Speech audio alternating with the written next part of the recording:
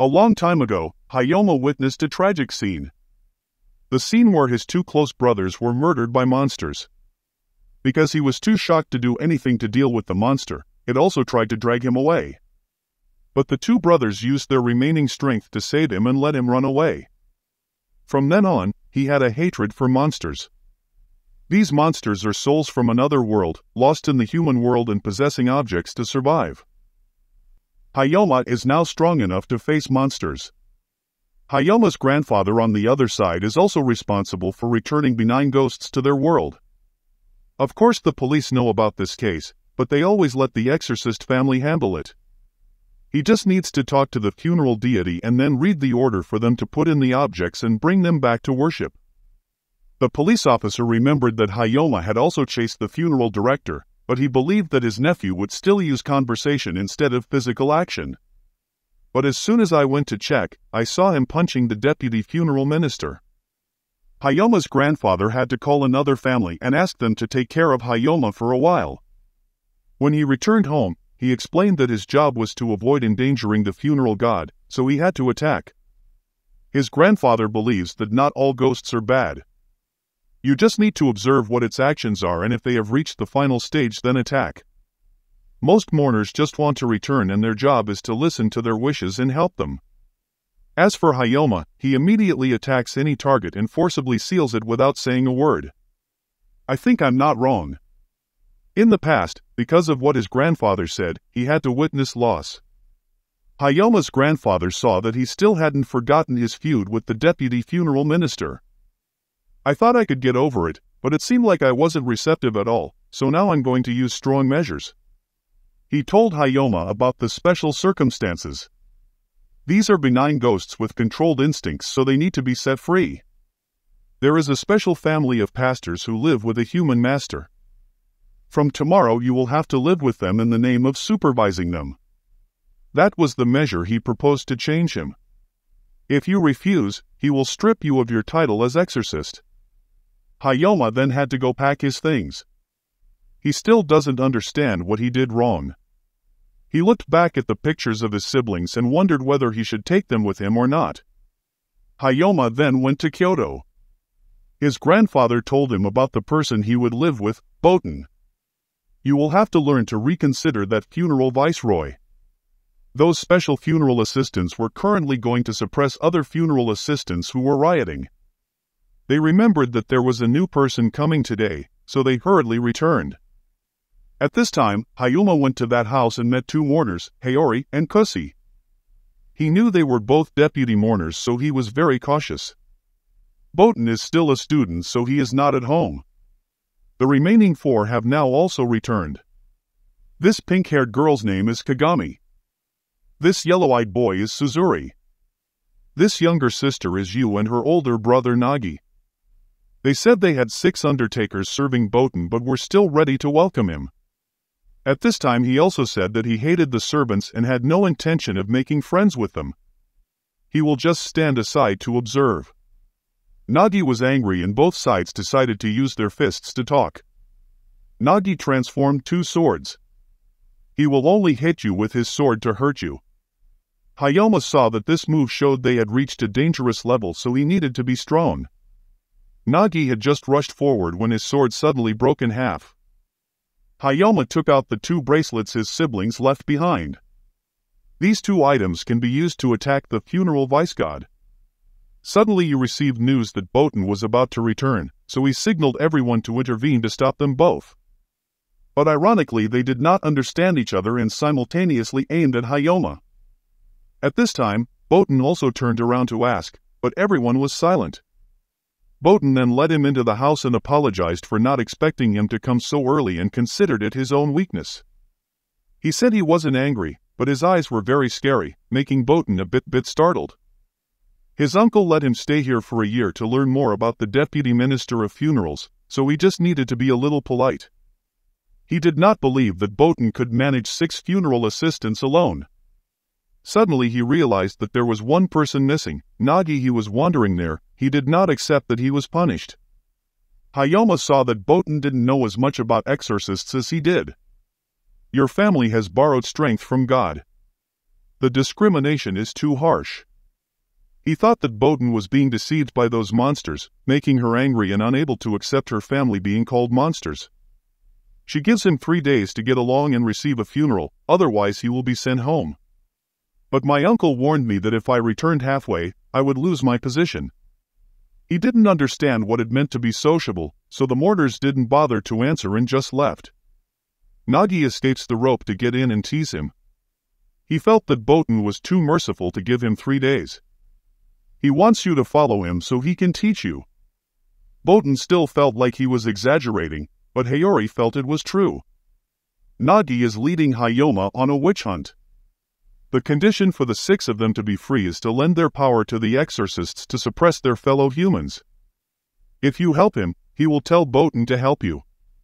When Nagi saw him skipping work, she assumed he was trying to get closer to Hayoma. Hayoma saw him hunting his own kind but remained indifferent. He doesn't like this job. It's dirty work, but the 6 of them are willing to do this dirty job just to be with Botan. The 2 then go to a gangster's lair. They were beaten by the funeral director when they arrived. The other guy turned to attack them both, but Nagi and Hayoma cooperated and sealed him. Nagi saw that he was allergic, so she thought he hated the god of Fu-Tang. As he leaves, Hayoma tells Nagi about the ghost in the umbrella that took the lives of his siblings. He didn't understand why information about that guy was kept absolutely secret, so he wanted to try his best to become the head of the family and find information about his name. The next morning, Hayoma woke up early to practice when Botan called him in for breakfast. When he ate, he only ate the portion given to him without asking for more, making her feel that he was too rigid. Hayoma made the list. If during your stay here you receive signatures of support from everyone, you will continue to stay. Today he will go to work with Suzuki and Kagami. When Suzuki goes out, he always looks for girls to talk to. He figured that if Suzuki was deceiving humans, he was just trying to make more friends. As for Kagami, he always eats, which makes him angry because the Undertaker doesn't need to eat. But both said that they just wanted to understand more about humans to serve Botan more. Then the 3 went to meet the deputy god of funerals with the desire to become a special case named Dejum. Suzuki just came to ask her a question to check. He asked her why she wanted to be a special case and she just felt familiar, so she wanted to stay. Through her answer, she is accepted but still has to let Kagami use magic to see if she has a shady past. Thereby realizing that she is still safe and not guilty, so she can stay here. Suzuki asks Hayoma to call Botan to see if he needs to buy anything. Hearing Botan's last name, Dejum was suddenly startled and attacks Suzuki. Hayoma rushes to save Kagami and overwhelms her. When he was about to seal it, he heard that the reason she was afraid was because she had heard that the demons of the Botan family attacked their kind, so she was very afraid. Suzuki came back and explained the problem, so Dejum trusted him and followed him. Kagami thanks Hayoma. At night, he let Kagami sit on his back to practice. Botan has also gotten used to his toughness, and the list of Hayoma accepting to stay now has 3 signed names. The next morning, Hayoma woke up and realized it was day 3 and he only had 3 signatures. Meanwhile, in this area, there were 4 funeral assistants who expressed bitterness towards the deputy mourners at Botan's house. The deputy god of mourning listens to humans to hunt down his own kind. While washing her face, Hayoma met Botan and she really wanted to increase his deadline. But he put himself in this situation, so he wanted to take responsibility for it. Now he went to see you and she took care of all the funeral attendants herself. She didn't like the fact that the first time Hayoma came here, she made Botan cry. She gave him 2 options, one was to give up, the other was to make her agree. You then radiates aura around him, causing 4 assistant gods to recognize him and come over. Nagi also noticed and knew that if you was serious, then Hayoma wasn't okay either. Hayama only focused on running away without fighting back. She then summoned several hairpins and shot them at Hayoma. Hayoma still didn't resist at all. She starts talking about his prejudice and he confesses that he was brought here to change that prejudice. After 2 days here, he had the feeling that they were truly different from other funerary gods. And until you see that difference clearly, it's still a bit early to take action against you. You changed her opinion about him. Hayori at home informed Hayoma's grandfather that he would most likely be able to stay here. I'm very sorry if you caused trouble, but I still hope they will take care of my grandchild. You had returned the towel to him and he was confident that he still had half a day to change it and get her to sign the papers. At this time, Hayoma also realized that Yu's feelings for Boten were very human-like. It seems like she really likes Boten. His words made her blush and throw him a needle that flew into the sky. The enemy deputy has appeared. The two sides had equal numbers and Nagi assumed that Yu had caused something to cause these guys to come. Suzuki knew a fight was about to happen and Hayoma was locked up. The remaining group felt they were underrated, so they decided to target Hayoma first. Then the group must split up to attack.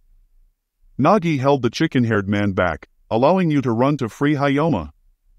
Suzuki promptly called Hayori and she called Kusi to follow. She hopes that after this incident, she will be able to see Hayoma's true nature. A guy threw a hook at Yu and was trapped by Suzuki using magic. A guy uses a drill to aim at him, but Kagami uses a mirror to fool him. Suddenly Kagami felt someone moving in the building, so he warned Yu. A large man holding scissors in both hands appeared before she could dodge. Nagi is still attacking with the chicken badge. Nagi corrected himself by saying he listened to the humans. And the reason he considered them enemies that needed to be destroyed was because they tortured humans as entertainment. However, their words were heard by Hayoma and he himself was freed from Yu's spell. The big man rushed to attack him, then he jumped down and cut his body in half. The remaining two men rushed in, he also destroyed them and then rushed to attack the trapper. He found that he, like him, liked to kill. He does not deny but is determined to destroy all evil spirits that threaten humanity. Hayori now somewhat understands the nature of the former Hayoma. In his eyes, they are just objects that harm people, but it seems he has changed somewhat. She believes that his soul can still be healed. She believes that he will save Boten, who was once saved by the god of mourning.